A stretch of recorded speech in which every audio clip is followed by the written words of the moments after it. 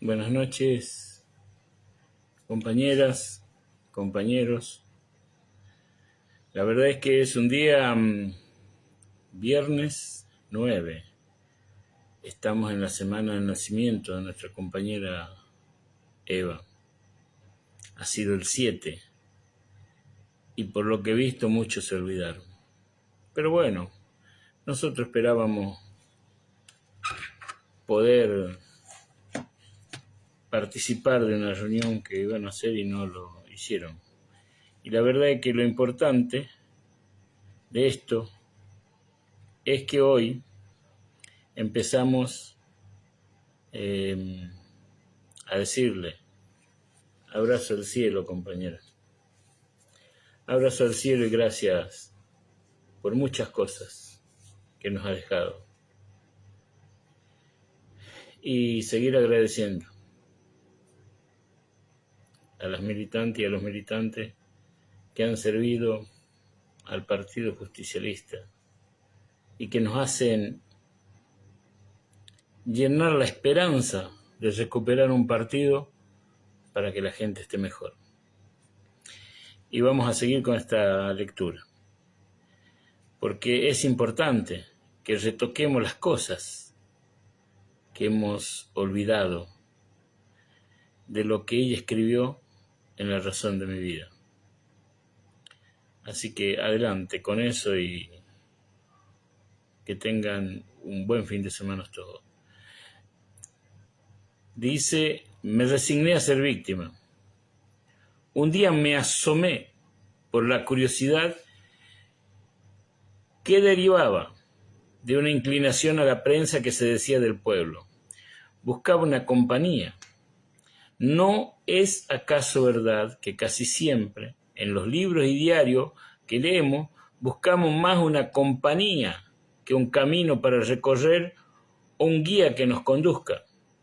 Por eso tal vez leí la prensa de izquierda de nuestro país, pero no encontré en ella ni compañía, ni camino, y menos quien me guiase. Los diarios del pueblo condenaban, es verdad, al capital y a determinados ricos con lenguajes duros y fuertes, señalando los defectos del régimen social, aprobioso que aguantaba el país, pero en los detalles y aún en el fondo de la prédica que sostenían se veían fácilmente la influencia de ideas remotas, muy alejadas de todos los argentinos, sistemas y fórmulas ajenas, de hombres extraños a nuestra tierra y a nuestros sentimientos. Se veía bien claro que lo que ellos deseaban para el pueblo argentino no vendría del mismo pueblo, y esta comprobación me puso de inmediato en guardia. Me repugnaba a sí mismo otras cosas que la fórmula para la solución de las injusticias sociales fuese un sistema igual y común para todos los países y para todos los pueblos, y yo no podía concebir que para destruir un mal tan grande fuese necesario atacar y aniquilar algo tan natural y tan grande también como es la patria. Quiero aclarar aquí que hasta no hace muchos años en este país, muchos dirigentes sindicales a sueldo consideraban que la patria y sus símbolos eran prejuicios del capitalismo, y lo mismo que la religión. El cambio que después hicieron es otra razón, que me hizo desconfiar de la sinceridad de estos ardientes defensores del pueblo.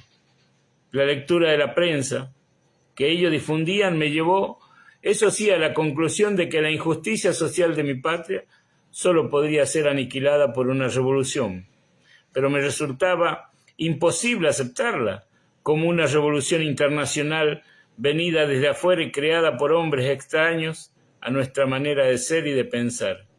Yo solo podía concebir soluciones caseras, resolviendo problemas a la vista, soluciones simples y no complicadas, teorías económicas, en fin, soluciones patrióticas, nacionales, como el propio pueblo que debían redimir. ¿Para qué, me decía yo, aumentar por otra parte la desgracia de los que padecen la injusticia, quitándoles de este mundo que estaban acostumbrados a contemplar la visión de la patria y de la fe. Me decía que era como quitar el cielo de un paisaje, porque en vez de atacar constantemente a la patria, a la religión, no trataban los dirigentes del pueblo de poner esas fuerzas morales al servicio de la causa de la redención del pueblo. Sospeché, aquella gente trabajaba más que por el bienestar de los obreros, por debilitar a la nación en sus fuerzas morales. No me gustó el remedio para la enfermedad. Yo sabía poco, pero me guiaba mi corazón y mi sentido común, y volví a mis pensamientos de antes y a mis propios pensamientos, convencido de que no tenía nada que hacer en aquella clase de lucha. Me resigné a vivir en la íntima rebeldía de mi indignación. A mi natural indignación por la injusticia social, se añadió desde entonces la indignación que habían levantado en mi corazón las soluciones que proponían y las deslealtades de los presuntos conductores del pueblo que acababa de conocer. Me resigné a ser víctima. Mi día maravilloso. En todas las vidas hay un momento que parece definitivo. Es el día en que uno crece, que ha empezado a recorrer un camino monótono, sin altibajo, sin recodo, sin paisajes nuevos. Una cree que desde ese momento en adelante toda la vida ha de hacer ya siempre las mismas cosas. He de cumplir las mismas actividades cotidianas y que el rumbo del camino está en cierto modo tomado definitivamente. Eso más o menos me sucedió en aquel momento de mi vida. Dije que me había resignado a ser víctima. Más aún, me había resignado a vivir una vida común, monótona, que me parecía estéril, pero que consideraba inevitable, y no veía ninguna esperanza de salir de ella. Por otra parte, aquella vida mía, agitada dentro de su monotonía, no me daba tiempo para nada, pero en el fondo de mi alma no podía resignarme a que aquella fuera definitivo. Por fin llegó mi día maravilloso. Todo o casi todo tenemos en la vida un día maravilloso. Para mí fue el día en que mi vida coincidió con la vida de Perón.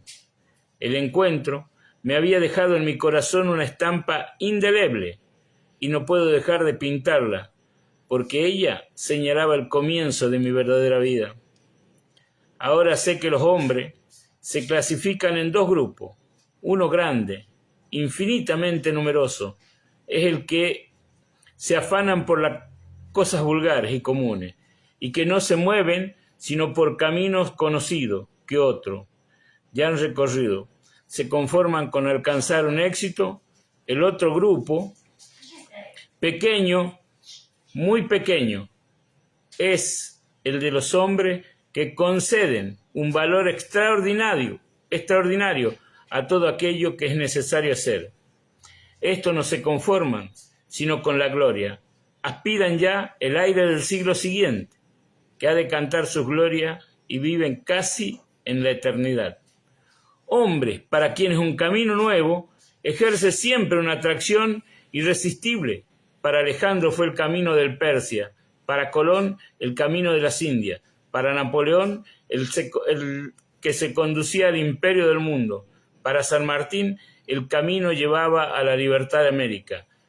A esta clase de hombre pertenecía el hombre que yo encontré. En mi país lo que estaba por hacer era nada menos que una revolución. Cuando la cosa por hacer es una revolución, entonces el grupo de hombres capaces de recorrer ese camino hasta el fin se reduce a veces al extremo de desaparecer. Muchas revoluciones han sido iniciadas aquí, en todos los países del mundo, pero una revolución es siempre un camino nuevo, cuyo recorrido es difícil, y no está hecho sino para quienes sienten la atracción irresistible de las empresas arriesgadas.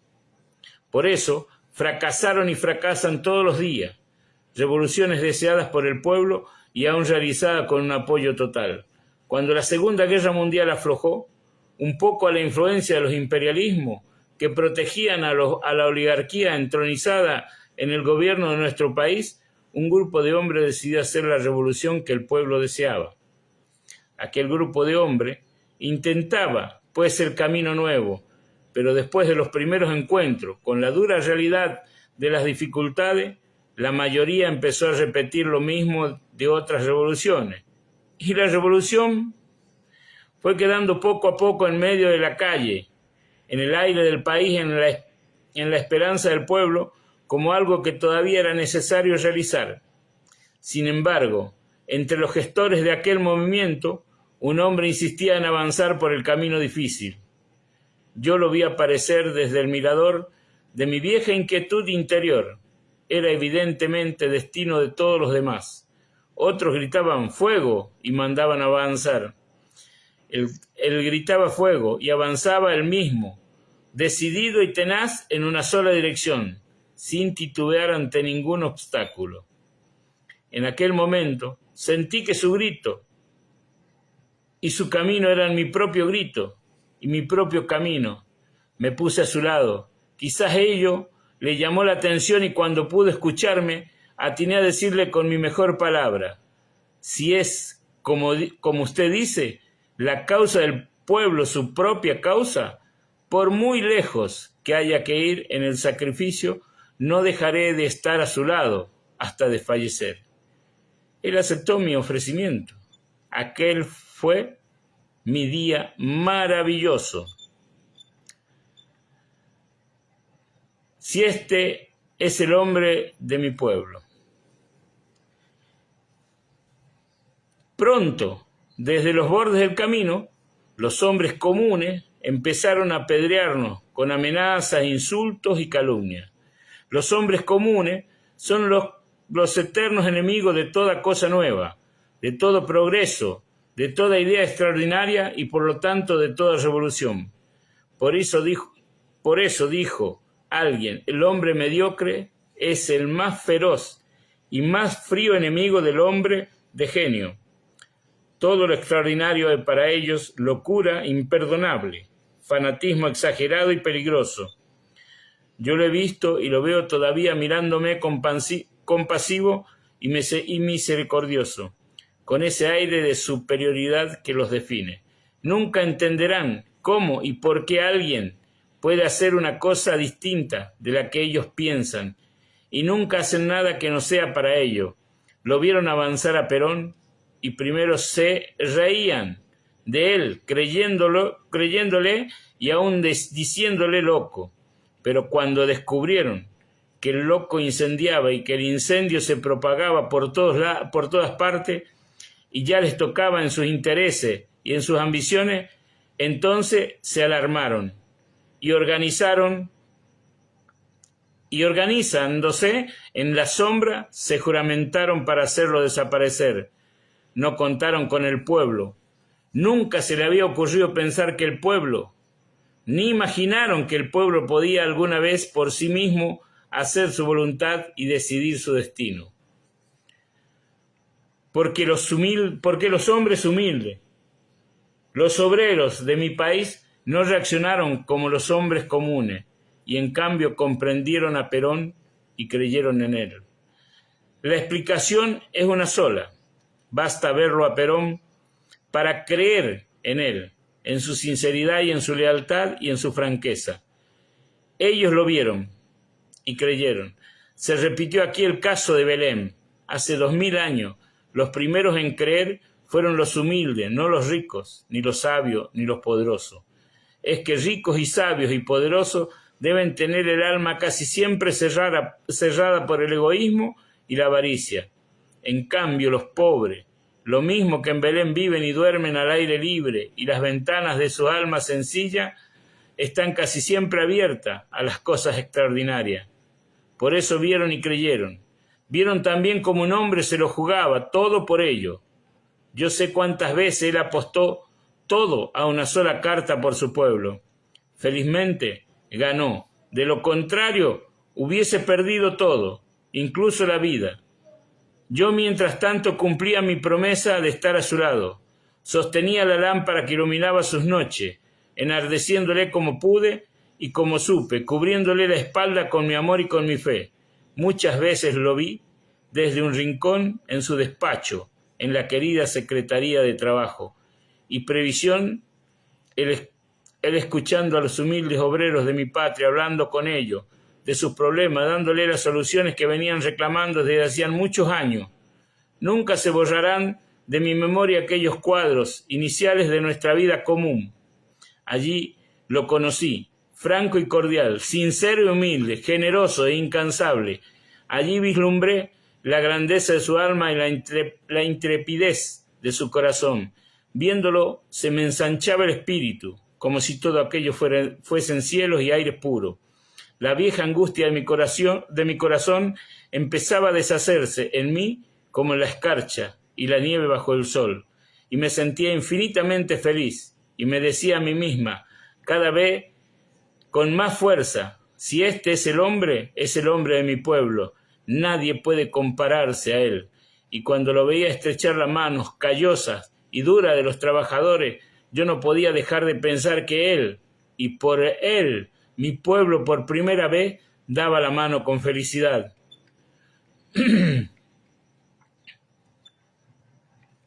Esas cosas que le pasó y que nos describe Evita, es lo que ella sintió cuando conoció al general.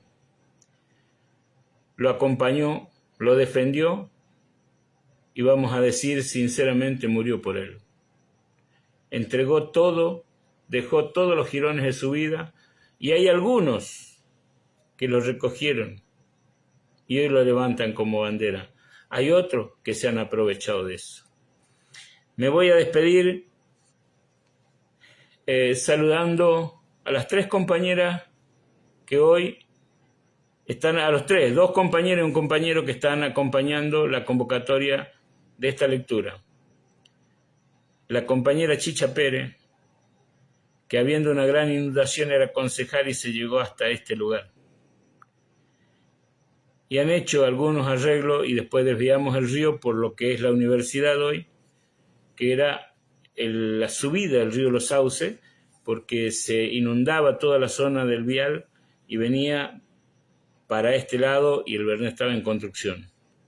Quiero reconocerle su compromiso con muchos compañeros en distintos barrios porque los recorrimos juntos, porque trabajábamos para el partido y en ese momento hubo una delicadeza de dirigentes en la cual todos van a figurar en cada lectura de este libro y los días lunes en Conducción Política de Perón y los días miércoles también.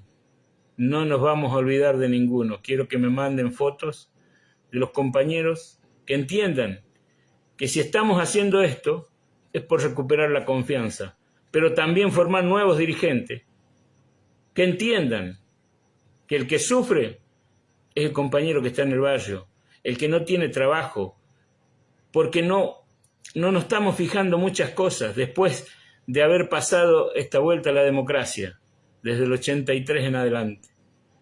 Hay muchísimos problemas y lamentablemente, hay que decirlo, también somos culpables. Y si perdimos una elección, la culpa es nuestra, no del otro. Porque dejamos de militar en los barrios al lado de los compañeros, que le llamamos compañeros y resulta que no le atendemos. Yo no tengo mucho que decir, simplemente que mi compromiso es llegar hasta la última página. Le puedo asegurar que recién van 39 o 40 páginas con la que viene, vamos a estar en 45, de 320, y que cada mes los voy a convocar a todos mandándole un mensaje donde podamos juntar y podamos repasar. Saquen, que en la primera está, hoy lo voy a volver a poner. Agradezco al Museo Evita porque nos pone la razón de mi vida para que podamos volver a leer y sientan que los jóvenes escuchen. No es verdad que todos somos ladrones, delincuentes y corruptos. El peronismo tiene grandes personas en este momento llorando por un compañero y sintiendo de corazón no poder ayudar porque no tenemos la lapicera. porque no están en cargo donde tendrían que estar, y donde no hay una mesa de gente grande, gente más grande que yo, peronistas de toda la vida que tienen trayectoria intachable, llamándole a la dirigencia que está y que figura por el Partido Justicialista para tirarle la oreja y llamarle la atención, como hacían antes cuando estaba el Pocho Arnaudo. Cualquier equivocación de compañero nos llamaban, tenían la gentileza de llamarnos. Y dice, te va, en la reunión grande te vamos a decir también, ¿eh? Y nos controlábamos de esa manera y nos cuidábamos entre peronistas. Yo no sé si no hablé, pero hay que actualizar el peronismo. Y los nuevos dirigentes tienen que entender que nosotros tenemos grandes personas que han hecho muchísimas cosas y están en su casa. Buenas noches, que la pasen bien, buen fin de semana y los espero el día lunes a las 21 horas con conducción política de Juan Domingo Perón.